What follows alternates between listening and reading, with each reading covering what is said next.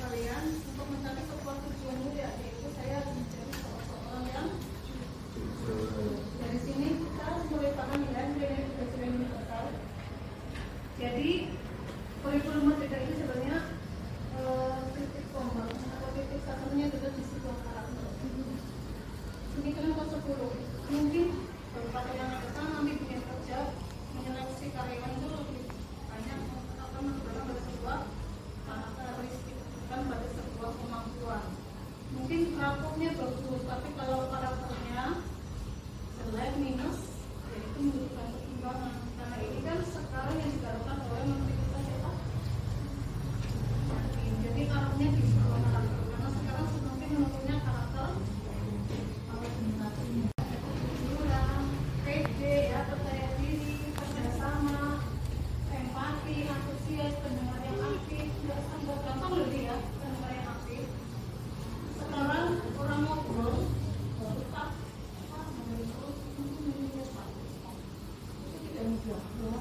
terus dapat dipercaya, sabar, persahabatan itu masuk menyebutkan. Jadi sasarannya nanti ke sebuah nilai-nilai yang bersifat lebih abstrak, ya. Sesuatu yang karakter kan abstrak ya. Jadi mulai paham apa itu lalu lintas ya. Tak melindungi kepala. Berarti untuk setelah.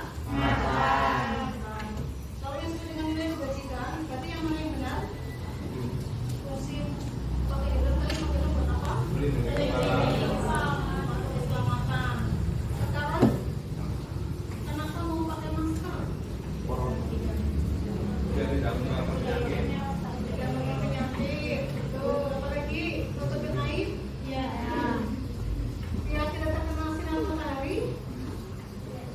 Lebih kemana? Kalian sadar nggak?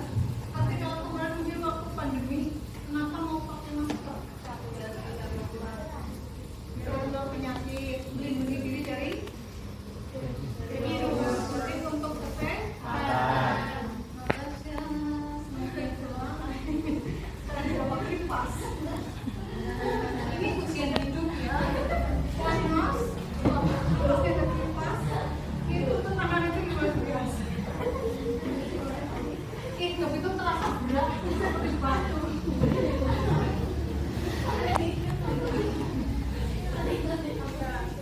Memang tidak mudah, apalagi mendengarkan.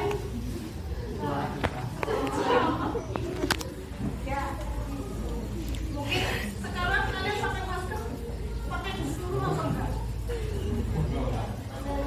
Awal-awal kan suruh pakai masker, berat enggak?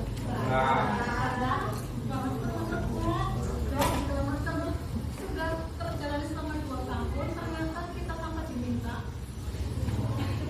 Jadi kebiasaan kalau pakai masker malah mau pede, kalau nutupin. Saya lebih pede pakai masker, karena apa ya? Nanti semua wajah saya minta masker. Ya, itu juga. Tapi sekarang kalian menyadari ya, kalau dalam batuk, kalau kita masalah bahasa sendiri, kita bisa pakai masker, ya, tanpa diminta. Itu seperti yang tadi budaya positif, tanpa memang sih menenangkan karakter itu tidak dalam waktu yang singkat, butuh proses waktu. Tapi itu harus dibiasakan. Jadi karakter muncul karena sebuah pembiasaan. Pembiasaan terjadi karena ada sebuah kemauan di dalam karakter. Ya. Makanya dibentuk keyakinan dulu, lakukan, dibiasakan nanti lama-lama akan menginternalisasi diri kalian dan kalian memiliki karakter. Paham? Ya. Nanti ada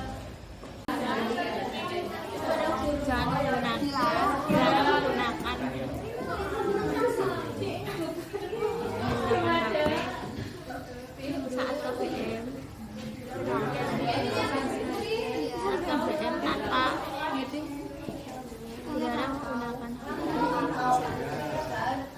di saat KBM kecuali apa sih ya,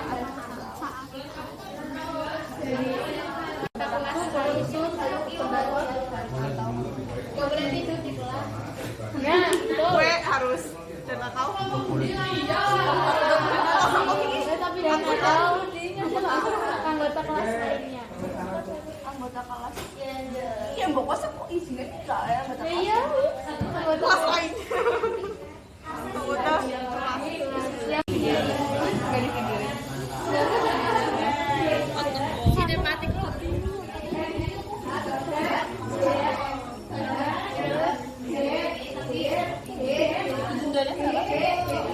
Ribu.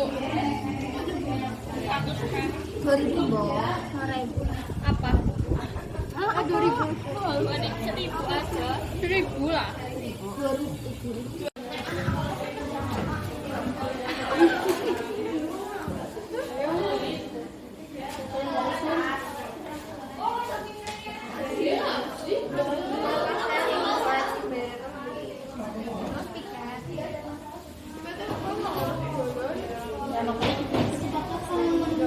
Kayak nggak harus diperhatikan gitu, yang udah bikin siapa yang belum siapa gitu.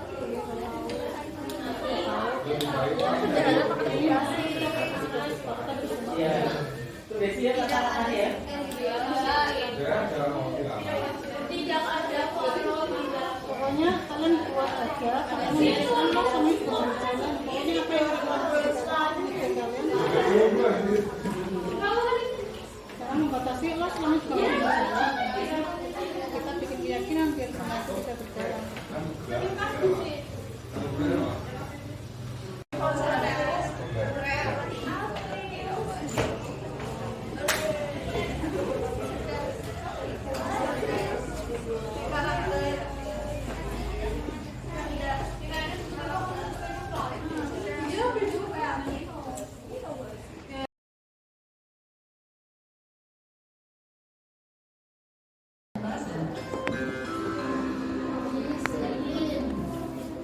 Jadi ini komitmen peduli menghargai disiplin ditambah tadi sopan santun ya.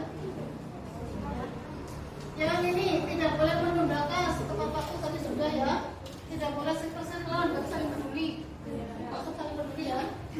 Tidak memilih-milih tempat, sama dengan saling peduli. Tidak membawa sampah di laci, sudah. Tidak boleh berkata kasar, berarti apa ini sopan? Santun. Datang tepat waktu, disiplin, ada sudah. Tidak bermain HP pada saat berjalan sudah. Wajib melaksanakan piket, tanggung jawab. Ini disiplin, tanggung jawab. Terus ini juga tanggung jawab, disiplin. Tidak merusak kelas itu berarti menjaga. Pada kelas itu termasuk tanggung jawab. Nah sekarang tulis tadi yang sudah ditulis semua belum karakternya berarti sekarang kita sepakati ya, kalian bisa merangkum kalimat tadi. Contohnya misalnya selalu bersikap positif, itu termasuk keyakinan kelas. Jadi keyakinan ini kalimat kemudian masih berbau peraturan dirubah menjadi sebuah keyakinan yang nanti terpatrik dalam diri sendiri sebagai warga kelas dan akan melakukan hal itu berdasarkan keyakinan kalian sendiri, bukan paksaan dari orang lain. Kira-kira bisa ingat nggak ini berapa catatan ini? Itu berapa poin? Disiplin, menghargai, tanggung jawab, komitmen,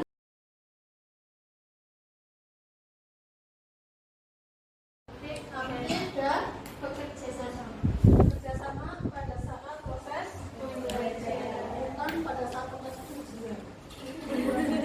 Aktif dan bekerja sama. Dibaca lagi.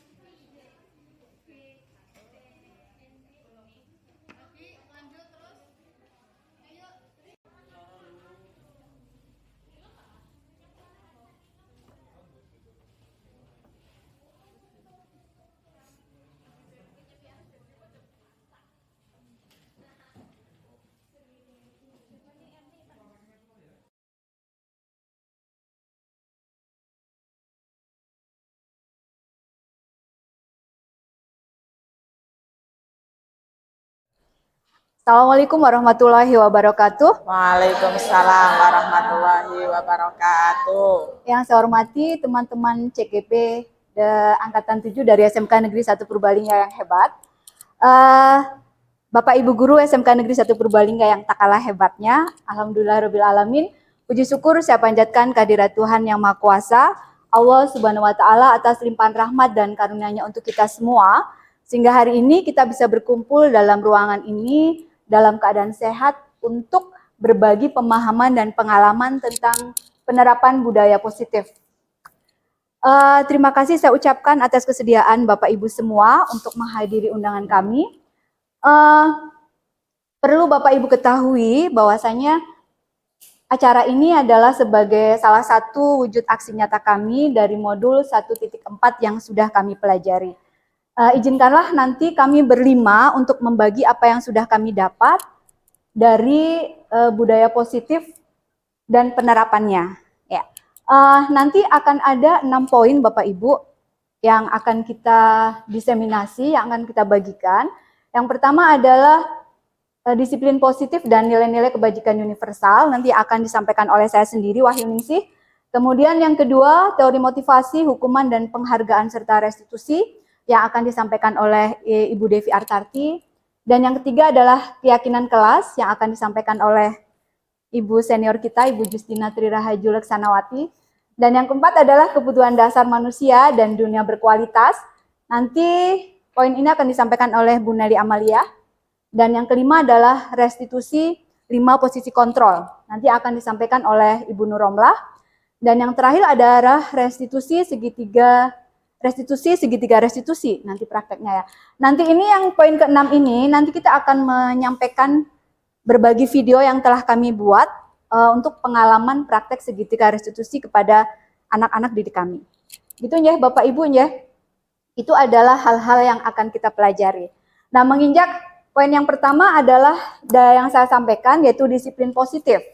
Nanti sebelum saya masuk ke materi, tujuan pembelajarannya adalah nanti ada 3 Ibu Bapak. Yang pertama, Ibu Bapak nanti diharapkan dapat menjelaskan Ya, Assalamualaikum warahmatullahi wabarakatuh. Waalaikumsalam. Selamat pagi rekan-rekan sejawat, teman-teman guru yang hebat, yang penuh semangat untuk mengembangkan sekolah kita tercinta. Izinkan saya untuk bisa pula membagikan ilmu yang telah saya pelajari selama mengikuti kegiatan CGP ini. Semoga apa yang saya sampaikan ini akan bermanfaat bagi kita semua, bagi rekan-rekan semua, untuk bisa menerapkan tentang budaya positif berikutnya, yaitu tentang keyakinan kelas. Rekan-rekan guru, teman-teman sejawat yang saya banggakan, sudah pernah mendengar istilah keyakinan kelas? Belum, ya baiklah. Kita bersama-sama akan membahas tentang masalah keyakinan kelas ini. Adapun tujuan pembelajaran tentang keyakinan kelas ini adalah yang pertama, bisa dipergunakan sebagai pondasi dan arah tujuan sekolah maupun kelas yang akan digunakan sebagai landasan dalam memecahkan konflik maupun permasalahan yang ada di sekolah kita maupun di kelas Bapak Ibu semuanya. Kemudian yang kedua, dengan keyakinan kelas ini nantinya bisa menjelaskan bagaimana proses pembentukan dari peraturan-peraturan yang biasanya kita pakai sekarang ini untuk beralih ke yang namanya keyakinan kelas. Dan yang ketiga adalah akan bisa menumbuhkan rasa kreativitas, berpikir kritis maupun reflektif dan terbuka dalam menggali nilai-nilai yang akan dituju. Itu tujuan pembelajaran kita membahas tentang keyakinan kelas. Selanjutnya, saya akan menampilkan pertanyaan pemantik yang nantinya mungkin bisa menggugah Bapak Ibu untuk menumbuhkan imajinasi tentang keyakinan kelas tersebut. Mengapa sih keyakinan kelas? Mengapa tidak peraturan kelas saja? Selama ini yang kita tahu adalah tentang peraturan kelas. Kalau untuk peraturan kelas Bapak Ibu sudah paham semua ya. Mengapa sekarang kita harus beralih menjadi keyakinan kelas? Tidak menggunakan lagi yang namanya peraturan kelas. Dan yang kedua adalah, mengapa adanya keyakinan kelas itu penting untuk terbentuknya sebuah budaya positif.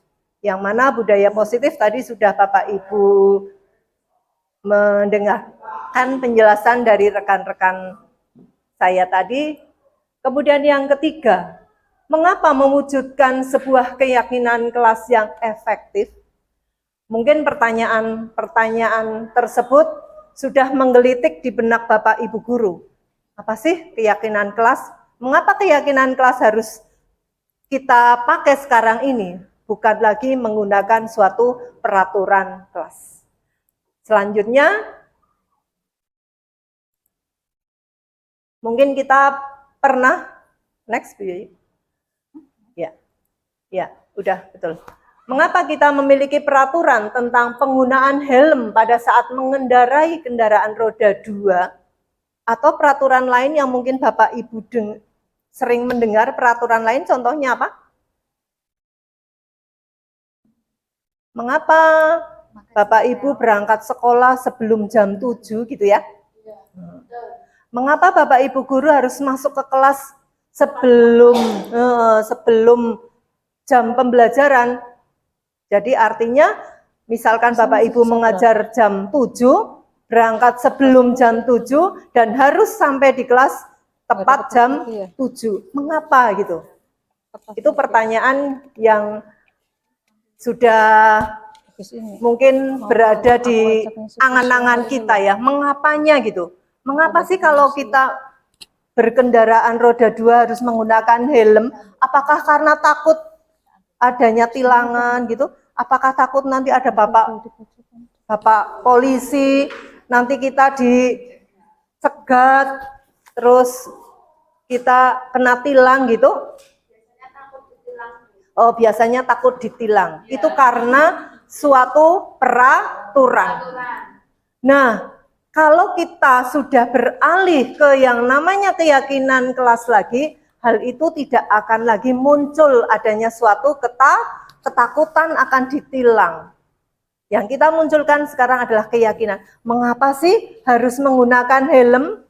Selain karena kita takut ditilang, itu karena suatu peraturan ya, yang akan membuat kita harus mengeluarkan uang nantinya gitu. Nah, yang menjadi keyakinan di sini, mengapa kita harus menggunakan helm itu kira-kira apa?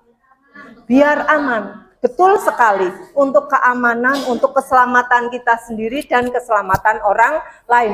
Kalau keyakinan itu sudah kita miliki sendiri, otomatis tanpa peraturan, tanpa tilang, tanpa ada bapak polisi atau ibu polisi, kita akan tetap menggunakan helm. Ya atau tidak? Ya. Kalau sudah muncul di benak kita bahwa ini untuk keselamatan saya harus menggunakan helm tanpa peraturan ataupun tanpa adanya bapak-bapak polisi. Setuju atau tidak?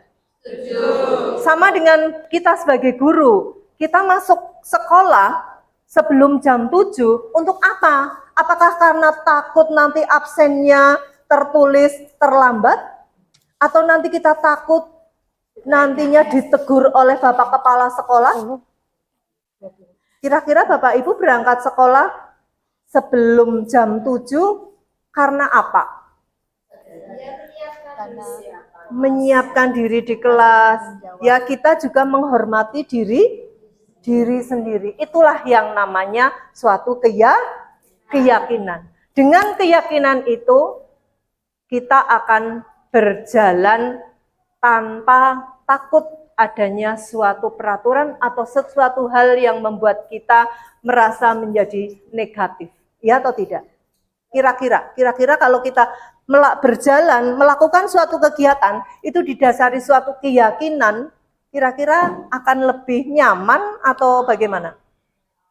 nyaman, Ya. terus kita sudah sesuai dengan kesadaran kita sendiri, bukan takut ditegur, bukan takut nanti terlambat di absen. Begitu? Ya, di BAP ya.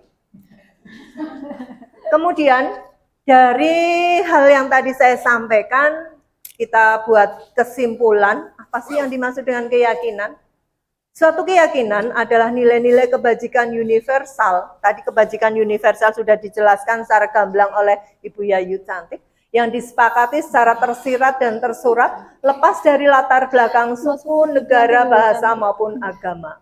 Seseorang, ini kuncinya di sini yang tadi kita bersama sudah dibahas, bahwa seseorang akan lebih tergerak dan bersemangat untuk menjalankan keyakinannya daripada hanya sekedar mengikuti suatu peraturan tanpa suatu arti atau makna. Setuju? Setuju. Oke, next. Iya, yuk.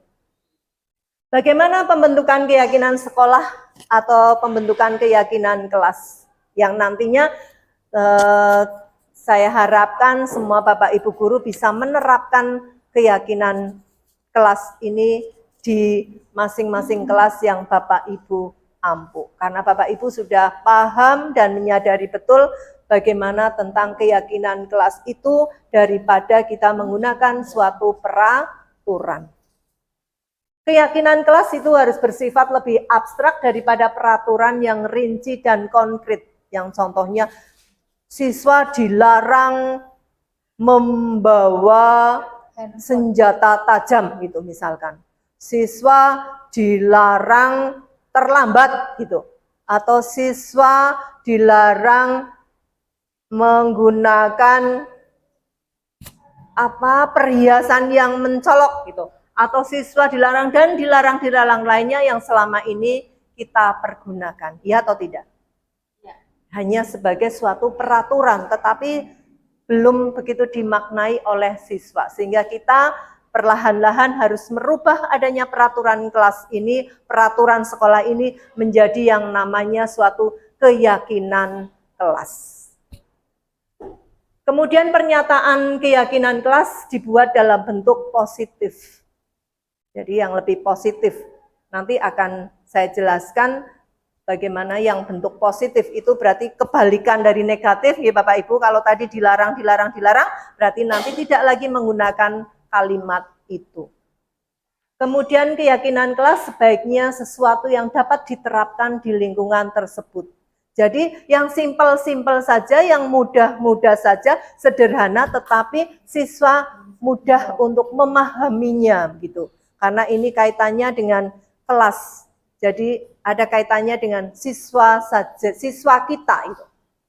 Kemudian yang berikutnya adalah semua warga kelas hendaknya ikut berkontribusi dalam pembuatan keyakinan kelas lewat kegiatan yang namanya curah pendapat. Jadi nanti Bapak Ibu mendukung siswa, mendorong siswa untuk saling memberikan pendapat. Apa yang menjadi keyakinan kelas ini gitu.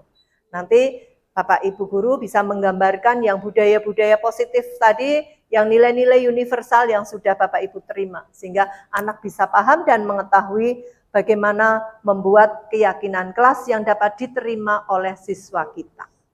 Kemudian berikutnya adalah bersedia meninjau kembali keyakinan kelas dari waktu ke waktu. Apabila ada keyakinan kelas yang perlu dirubah, perlu ditambah, itu bisa fleksibel. Berikutnya, nah kita coba amati tentang peraturan yang selama ini kita pergunakan. Contoh peraturan, kembalikan barang pada tempatnya. Seringkali Bapak Ibu membaca nggih? Di lab-lab mungkin agar siswa lebih tertib, kita menulisnya suatu peraturan, kembalikan barang pada tempatnya, jagalah kebersihan, begitu nggih? Nah, itu nilai kebajikan yang akan dituju itu sebetulnya apa? Kalau kita mengharapkan siswa mengembalikan ke tempatnya semula. Nilai kebajikan yang dituju adalah suatu rasa tanggung jawab, agar siswa lebih bertanggung jawab. Sehingga nanti yang dipakai kata-kata yang menunjukkan yang positif tadi, bukan yang negatif. Kalau yang peraturan kan negatif nggih. Nanti dirubah Bapak Ibu kalau mau membuat keyakinan di kelas adalah bertanggung jawab. Bertanggung jawab nanti bisa dijabarkan secara luas. Tanggung jawabnya bagaimana? Nanti saling sharing dengan siswa-siswa. Apa yang siswa ketahui tentang tanggung jawab? Nanti siswa akan menjawab berbagai macam. Nanti bisa Bapak Ibu ambil kesimpulan tanggung jawab. It's time to begin the fourth lesson. Kemudian yang kedua adalah peraturan tentang dilarang mengganggu orang lain. Padahal nilai-nilai kebajikan yang dituju itu sebetulnya adalah agar kita saling menghormati. Jadi di sini sudah ada gambaran nih Bapak, Ibu, guru semua, rekan sejawat, perbedaan tentang peraturan dan tentang keyakinan kelas. Kemudian yang ketiga itu, siswa harus hadir di sekolah 15 menit sebelum pelajaran dimulai. Nggih napa mboten? Nah, itu nilai kebajikan yang sebenarnya dituju adalah untuk selalu komitmen dan menghormati orang lain. Karena kalau ada siswa yang berangkat terlambat, masuk kelas, ketok-ketok pintu, kita akan membuka pintu, kemudian siswa masuk dan sebagainya. Itu akan mengganggu konsentrasi siswa yang sedang kita beri materi, kita ajar begitu nggih. Sehingga nilai-nilai kebajikan itu sebetulnya adalah menghormati orang lain dan membuat suatu komitmen bersama. Bisa Bapak Ibu pahami untuk perbedaan tentang peraturan dan keyakinan kelas tentang nilai kebajikan yang dituju. Ada pertanyaan dulu Bapak Ibu? Nantinya sudah ada bayangan Bapak Ibu masuk kelas, kemudian saling curah pendapat kepada anak-anak, kira-kira keyakinan kelas apa yang akan disepakati bersama itu. Nanti anak-anak menyampaikan pendapat tentang nilai-nilai universalnya. Ada tanggung jawab, mungkin kedisiplinan, jujur, tolong menolong, itu yang simple, sederhana, tetapi mempunyai makna yang mendalam daripada dengan suatu peraturan, dengan kalimat yang dilarang begitu. Ada pertanyaan Bapak Ibu? Jelas nggih? Mungkin dengan pertanyaan yang lain tentang peraturan itu yang sebelumnya tadi, Bapak Ibu bisa coba. Dilarang melakukan kekerasan. Berarti nilai kebajikannya adalah keamanan, saling menghormati. Dilarang menggunakan narkoba, itu untuk kesehatan. Kemudian yang keenam kira-kira apa? Bergantian atau menunggu giliran. Disiplin, tertib, menghormati orang lain. Oke. Kemudian dilarang merokok. Untuk kesehatan. Nah ini yang sedang sebetulnya saya kepengen sekali sekolah kita bebas dari asap rokok. Saya sudah mencoba untuk menempelkan tulisan dilarang merokok, area bebas merokok, tapi masih belum bisa terwujud. Semoga nantinya Bapak Ibu guru yang sudah tahu tentang apa nilai kebajikan ini, kita secara bersama berkesinambungan saling membantu untuk mewujudkan sekolah yang bebas rokok. Kemudian menggunakan masker Bapak Ibu untuk kesehatan dan keselamatan kita semua. Kecantikan. Oke, saya memang lebih cantik kalau pakai masker daripada tidak menggunakan. Kemudian berjalan di kelas maupun koridor itu kira-kira untuk apa? Daripada berlarian gitu, ketertiban. Ya, tepuk tangan untuk kita semua. Semoga keyakinan kelas di sekolah kita dan nantinya menuju ke visi sekolah kita bisa terwujud sesuai dengan yang menjadi harapan kita. Amin. Ada pertanyaan Bapak Ibu? Nah, ya belum nggih, tapi sudah paham nggih? Ya berarti kita ada arahan ke depan untuk mengganti suatu peraturan sekolah itu diganti beralih menjadi keyakinan sekolah dan keyakinan kelas. Prosedurnya itu Mempersilahkan warga sekolah atau murid-murid di sekolah atau di kelas untuk bercurah pendapat tentang peraturan yang perlu disepakati di sekolah itu bagaimana itu. Nantinya menuju keyakinan kelas. Mencatat semua masukan-masukan para warga sekolah atau murid di papan tulis ataupun menggunakan kertas yang besar. Susunlah keyakinan kelas sesuai prosedur pembentukan keyakinan sekolah atau kelas menggunakan kalimat yang positif. Contoh itu jangan berlari gitu, diganti menjadi berjalanlah di kelas atau di koridor. Tinjau kembali daftar curah pendapat yang sudah dicatat, kemudian kita tinjau ulang keyakinan kelas secara bersama-sama. Mudah sekali nih Bapak Ibu? Iya, biar mereka tahu Mudah? kebutuhan dasar. Merubah peraturan menjadi keyakinan kelas yang akan lebih bermakna. Next, Bu Yai. Di tengah sebelum.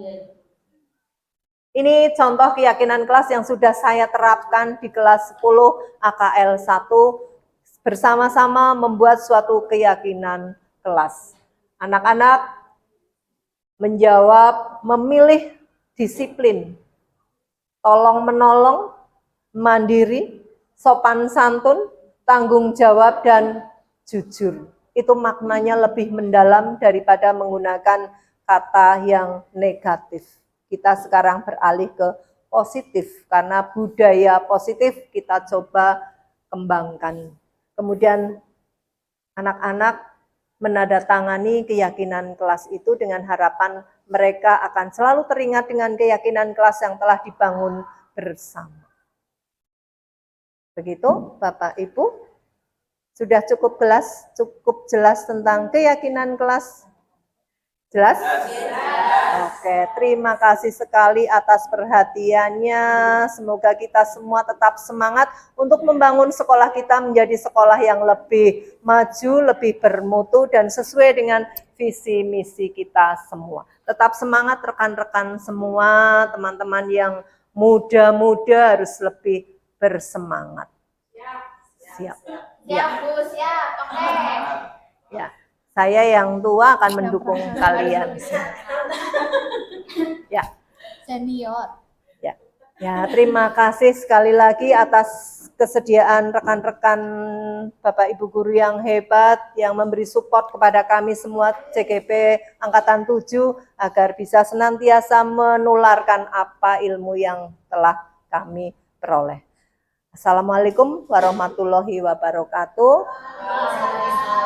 Ya, selamat pagi, selamat semangat selalu.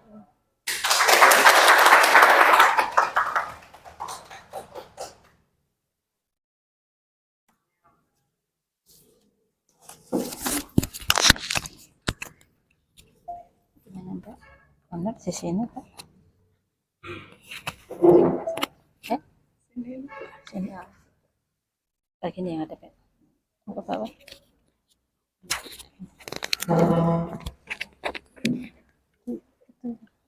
Nanti aja. Akhirnya, Pak. Oh, digeser-geserkan.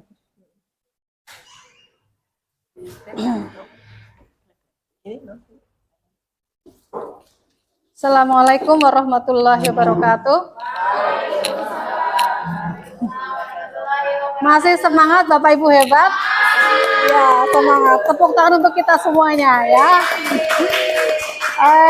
Baik, setelah tadi beberapa peran dari teman-teman hebat ini, selanjutnya saya akan menjelaskan tentang 5 kebutuhan dasar manusia dan dunia berkualitas.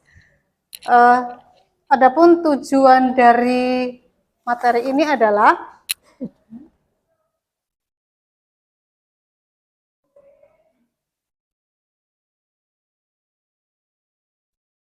ya, kita dapat menjelaskan kebutuhan dasar yang menjadi motif dari tindakan manusia baik murid maupun guru. Yang kedua, kita dapat menganalisis dampak tidak terpenuhinya kebutuhan dasar terhadap pelanggaran peraturan dan tindakan yang tidak sesuai dengan nilai kebajikan. Dan yang ketiga adalah dapat mengidentifikasi peran guru dalam upayanya menciptakan lingkungan belajar dan pemenuhan kebutuhan anak yang beragam. Selanjutnya, seperti yang kita tahu bahwa kebutuhan dasar manusia TORE ini dikemukakan oleh Dr. William Glasser.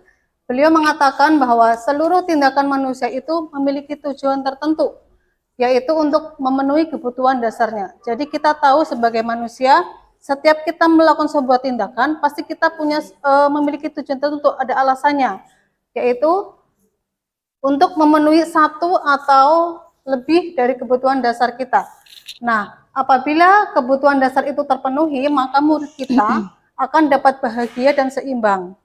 Selanjutnya, apabila kebutuhan itu tidak terpenuhi, maka murid itu bisa mengalami sebuah emosi negatif. Contohnya, anak mudah merasa bosan, kecewa, sedih, dan sebagainya. Mungkin kita pernah menjumpai anak yang di kelas dengan raut muka yang tidak enak dilihat, mungkin anak itu merasa bosan, jadi kemungkinan itu ada kebutuhan dasar yang ingin dia penuhi.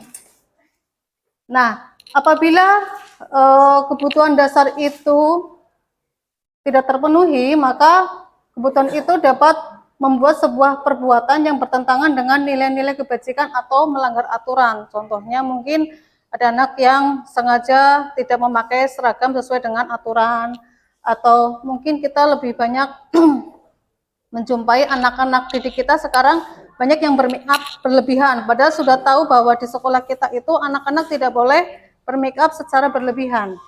Tentunya kita harus tahu sebenarnya kebutuhan dasar apa yang ingin mereka capai. Selanjutnya, perilaku buruk itu merupakan sebuah respon kebutuhan dari anak yang tidak terpenuhi atau mereka gagal memenuhi kebutuhan dasarnya. Akhirnya mereka tidak tahu cara untuk menyampaikan kebutuhannya. Selanjutnya, nah, seperti yang sudah Bapak Ibu ketahui, kita sudah familiar dengan kebutuhan dasar manusia. Itu ada 5. Yang pertama adalah bertahan hidup. Kalau kebutuhan bertahan hidup itu ini lebih didominasi oleh kebutuhan fisiologis. Sedangkan kebutuhan 4 yang lainnya itu lebih banyak didominasi oleh kebutuhan psikologis. Kebutuhan yang pertama adalah kebutuhan untuk bertahan hidup. Yang kedua, kasih sayang dan rasa diterima. Yang ketiga, kebutuhan kebebasan. Yang keempat, kebutuhan kesenangan. Dan yang kelima adalah kebutuhan penguasaan.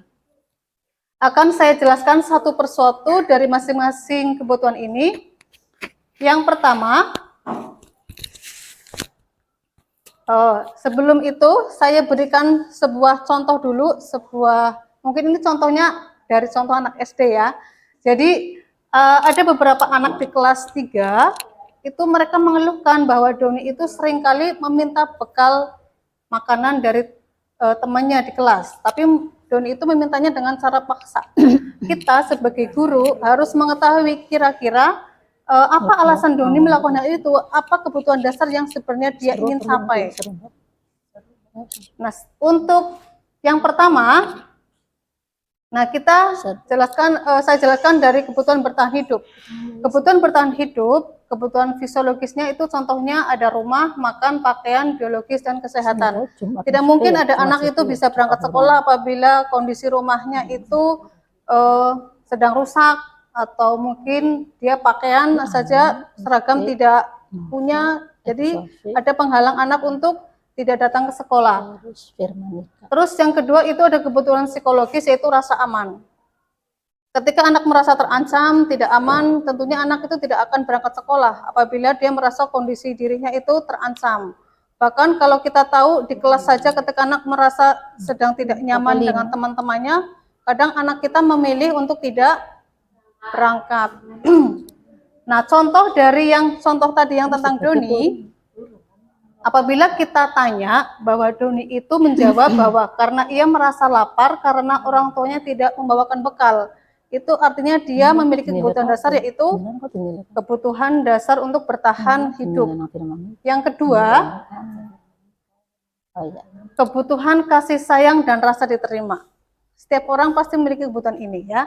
Jadi kebutuhan ini adalah sebuah keinginan untuk tetap terhubung dengan orang lain, contohnya terhubung dengan teman, keluarga, dan komunitas. Jadi ada kebutuhan untuk saling memberi dan menerima kasih sayang dan merasa menjadi bagian dari sebuah kelompok. Makanya seringkali terutama anak murid kita, ketika dia merasa sedang bermasalah dengan circle atau kelompok teman sebayanya, dia merasa dia sedang dijauhi. Bahkan ini sekarang menjadi sebuah permasalahan karena mereka bisa saja nanti akhirnya tidak berangkat ya karena itu tadi dia merasa dijauhan atau dijauhi oleh teman-temannya. Setiap murid juga ingin menjadi orang yang berharga baik di kelas maupun di sekolah. Dan guru, kita sebagai guru itu harus bisa menciptakan sebuah kesempatan bagi murid untuk bisa berkolaborasi dan memiliki ikatan emosional dan menerima murid sesuai dengan kodratnya. Jadi kita sebagai guru, setiap anak itu sudah memiliki kodratnya masing-masing, keunikannya masing-masing. Jadi kita memang harus bisa menerima kondisi anak-anak kita dan kita memberikan sebuah ruang kesempatan anak itu bisa melakukan sebuah kolaborasi. Jadi di antara mereka ada sebuah jalinan ikatan emosi. Dan anak-anak yang memiliki kebutuhan kasih sayang dan rasa terima yang tinggi itu biasanya anak-anak yang kalau dia belajar itu karena suka sama gurunya. Mungkin kalau guru yang cantik disukai atau mungkin dia motivasi belajarnya ada karena dia ada perasaan suka sama gurunya. Terus dia ingin disukai dan diterima kelompoknya. Terus ada sebuah usaha atau mungkin diskusi bekerja dalam kelompok sehingga ada sebuah keakraban dengan orang tua, terus teman sebaya, dan teman sebaya itu merupakan hal yang penting untuk anak-anak yang memiliki kebutuhan seperti ini.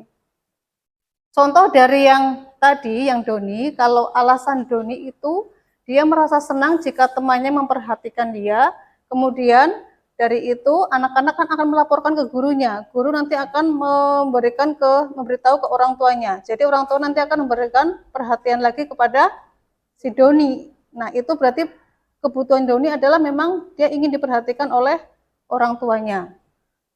Selanjutnya, yang ketiga itu adalah kebutuhan kebebasan, yaitu kebutuhan untuk membuat sebuah pilihan. Nah, kebutuhan ini adalah sebuah kebutuhan akan kemandirian, autonomi, bisa memiliki pilihan, dan bisa mengendalikan arah hidup seseorang. Jadi, di kebutuhan ini, kebebasan itu bukan membiarkan mereka itu untuk melakukan apa saja yang mereka mau, melainkan kita memberi kesempatan untuk membuat pilihan dan bertanggung jawab atas pilihannya. Mungkin kita bisa memberikan sebuah opsional atau mungkin pilihan-pilihan, misal kita memiliki tugas untuk anak bisa memberikan kita memberikan pilihan, tugasnya mau dikerjakan dalam bentuk apa, bisa dalam bentuk proyek, bisa dalam bentuk gambar, sesuai dengan minat anak masing-masing. Jadi kita memberikan kebebasan. Anak-anak yang memiliki kebutuhan kebebasan yang tinggi, biasanya anak-anak itu menginginkan sebuah pilihan, dia anaknya banyak bergerak, suka mencoba hal-hal yang baru dan menarik, serta anaknya tidak mudah terpengaruh oleh orang lain. Ini ciri-ciri anak yang memiliki kebutuhan tinggi terhadap kebutuhan kebebasan. Nah, kita sebagai guru sebaiknya itu bisa memberikan sebuah kesempatan untuk anak-anak mencoba hal-hal baru dan bisa menyuarakan sebuah pendapat. Pembelajaran metode beragam dan menarik dan berdiferensiasi itu merupakan sebuah pembelajaran untuk memenuhi kebutuhan anak yang memiliki kebutuhan kebebasan, sehingga mereka itu diberi kesempatan untuk menjadi pribadi yang mandiri dan memiliki motivasi internal, karena mereka melakukan tindakan itu berdasarkan kebutuhan mereka sendiri, bukan disuruh oleh diri kita sendiri. Contoh dari Doni tadi, kalau Doni itu tadi ditanya karena dia merasa bosan dengan bekal makanan yang sendiri dan ingin mencoba makanan teman yang berbeda. Itu kan dia ingin memilih. Jadi saya bosan dengan bekalnya, setiap hari mungkin hampir sama, jadi dia pengen nyicipi teman-teman yang lain karena dia ada kebebasan untuk memilih. Itu berarti dia memang ingin memenuhi kebutuhan dasarnya, yaitu kebebasan. Selanjutnya yang keempat adalah kebutuhan kesenangan. Nah, kebutuhan kesenangan ini adalah kebutuhan untuk mencari kesenangan, bermain, dan tertawa. Nah, Gleiser menghubungkan antara kebutuhan kesenangan itu dengan belajar. Jadi ada kaitannya antara belajar dengan kesenangan. Jadi kita sebagai guru sebaiknya bisa melakukan atau memasukkan sebuah kegiatan yang menyenangkan di kelas sehingga anak bisa mengikuti pembelajaran dengan lebih antusias dan dia merasa senang karena kegiatan itu bagi mereka menyenangkan. Nah, anak-anak yang memiliki kebutuhan kesenangan yang tinggi biasanya itu anak ingin menikmati apa yang dilakukan. Dia fokus dengan kegiatannya, terus anak itu merasa lebih konsen saat dia melakukan hal yang disenangi dan menyukai permainan dan koleksi barang. Serta anak itu juga suka bergurau, anak-anak yang humoris dan suka melucu. Itu biasanya anak-anak yang memiliki kebutuhan kesenangan yang tinggi. Contoh dari Doni tadi, apabila Doni ditanya, dia menjawab bahwa dia melakukan hal itu karena iseng dan dia menikmati ekspresi lucu dari teman-temannya ketika diisengin.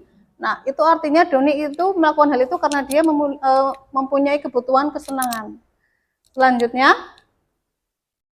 yang kelima itu adalah kebutuhan penguasaan. Nah, kebutuhan penguasaan ini adalah sebuah kebutuhan untuk dia kompeten, terampil, dan diakui atas pencapaian dan kompetensinya.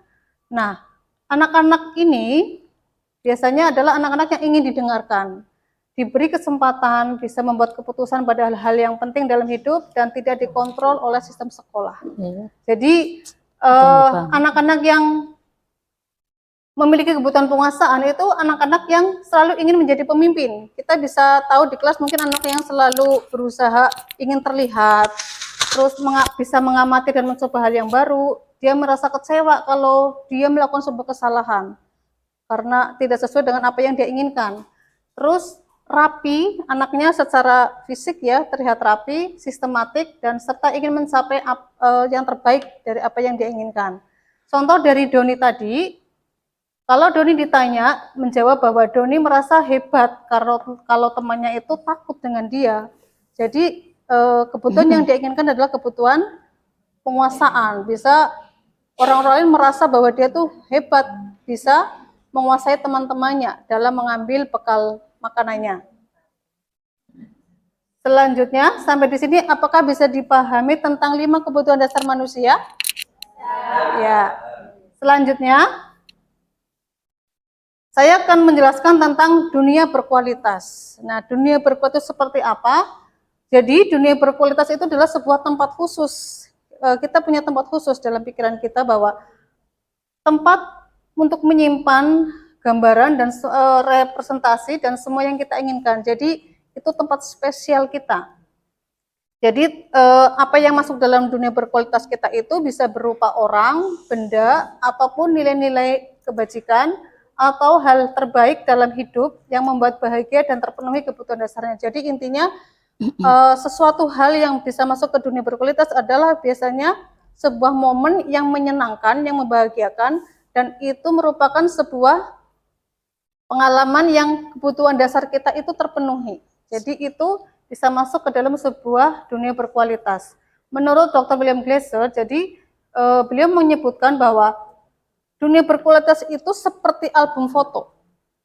Kalau kita punya album foto, tidak semua foto bisa masuk, tapi hanya pilihan yang kita masukkan di situ. Tentunya foto-foto yang yang menurut kita itu adalah yang spesial, yang menurut kita itu berarti. Jadi gambaran dunia berkualitas itu adalah unik dan spesifik untuk setiap orang. Jadi nggak semua orang itu sama, karena persepsi kita tentang sesuatu yang spesial itu beda-beda. Selanjutnya, syarat untuk bisa masuk ke dunia berkualitas itu adalah sesuatu itu harus terasa sangat baik dan memenuhi satu atau lebih dari kebutuhan dasar kita.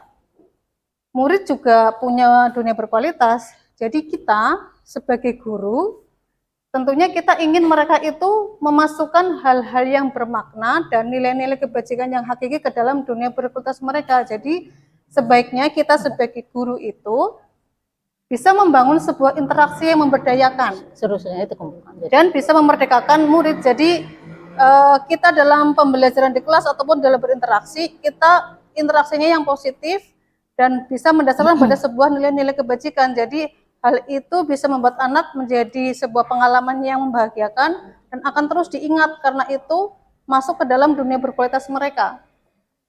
Tentunya murid itu akan meletakkan dirinya sebagai individu yang positif dalam dunia berkualitas karena mereka menghargai nilai-nilai kebajikan. Jadi dasarnya di nilai-nilai kebajikannya. Selanjutnya, Nah, apa pentingnya memahami kebutuhan murid? Kita sebagai guru harus paham murid itu punya kebutuhan. Jadi kebutuhan dasar itu sebenarnya adalah untuk memahami sikap dan perilaku mereka. Kita paham kalau ada anak-anak yang mungkin berperilaku negatif, tidak sesuai dengan keinginan kita, atau mungkin hal yang aneh, kita bisa paham kebutuhan dasar apa sih yang sebenarnya ingin dia capai seperti itu. Selanjutnya, kebutuhan dasar yang tidak terpenuhi tentunya itu akan menyebabkan perilaku negatif pada murid. Banyak mungkin kita menjumpai anak-anak yang yaitu perilakunya tidak sesuai, gitu. Mungkin dari sepatunya yang berbeda, mungkin dari make up-nya, atau mungkin terlambat. Bahkan di kelas pun mungkin kita menjumpai anak-anak yang mungkin selalu tidak fokus dalam proses pembelajaran. Jadi melalui percakapan antara guru dan murid mengenai disiplin positif, nanti murid dapat diajak refleksi. Nanti ini akan dipraktekkan dalam sebuah segitiga restitusi, nanti akan disampaikan oleh Bu Nuromlah.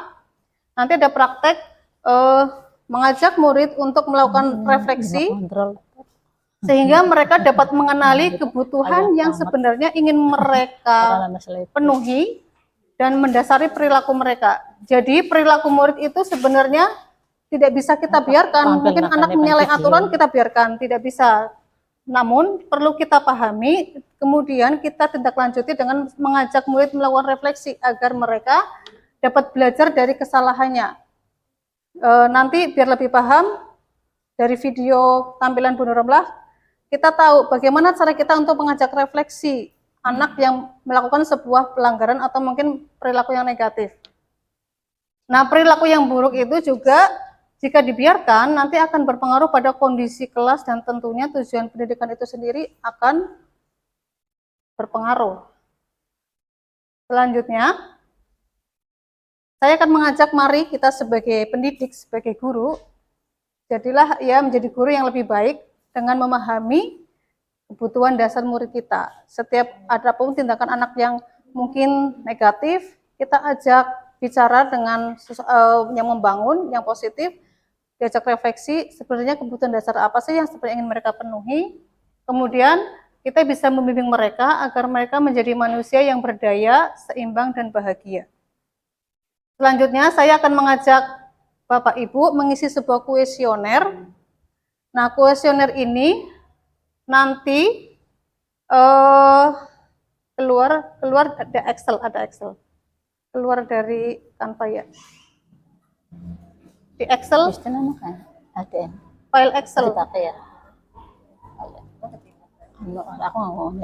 File Excel.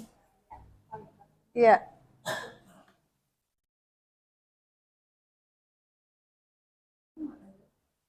Itu di bawah.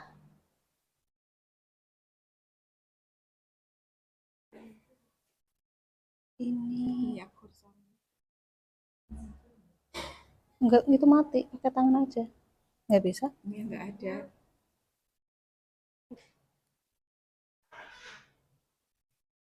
Sudah canggih. Ya, silakan Bapak Ibu bisa mengisi ini. Dibesarkan lagi coba Bu Dev biar bisa terlihat. Ini sebuah kuesioner untuk mengetahui Bapak Ibu sebenarnya punya kebutuhan dasar apa yang sebenarnya masih kurang dan kebutuhan dasar apa yang sudah terpenuhi. Nanti skor tertinggi dijumlahkan, jadi setiap jawaban itu dijumlahkan dan nanti apabila skornya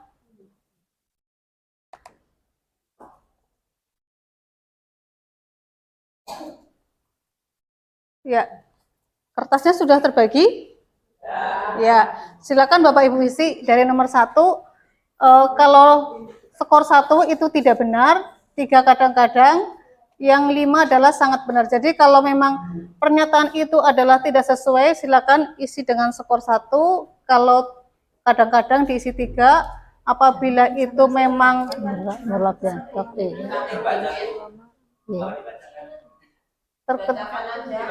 dibacakan, ya boleh. Iya, Zuk. Aku nanti pakai. Ya, geser lagi. Hah? Iya. Aku mau langsung bludus bareng. Ya, aku yang terakhir itu. Ya, pakai itu aja. Nah, nomor 1, skor 1 tidak pernah, skor 3 kadang-kadang, skor 5 sering atau banget ya. dilakukan ya. Berapa? Nomor 1, saya senang berteman. Yang kedua, mudah bagi saya berbicara dengan siapapun.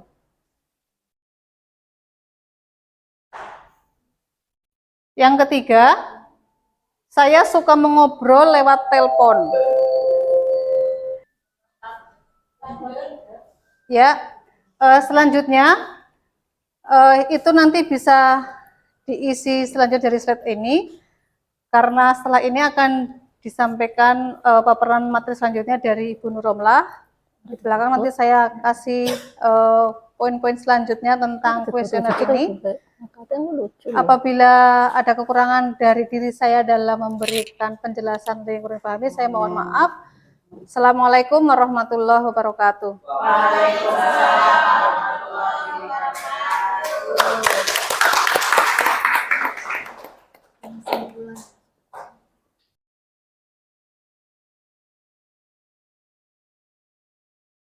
Assalamualaikum warahmatullahi wabarakatuh. Assalamualaikum warahmatullahi wabarakatuh. Assalamualaikum warahmatullahi wabarakatuh. Assalamualaikum warahmatullahi wabarakatuh. Assalamualaikum warahmatullahi wabarakatuh. Perkenalkan, nama saya Devina Puspita. Perkenalkan, saya Triska Angesti. Saya Rahma Fitria Amelia. Perkenalkan, saya Ernita Nova Pangesti. Perkenalkan, nama saya Melinda Devi Rosika dari SMK Negeri 1 Purbalingga.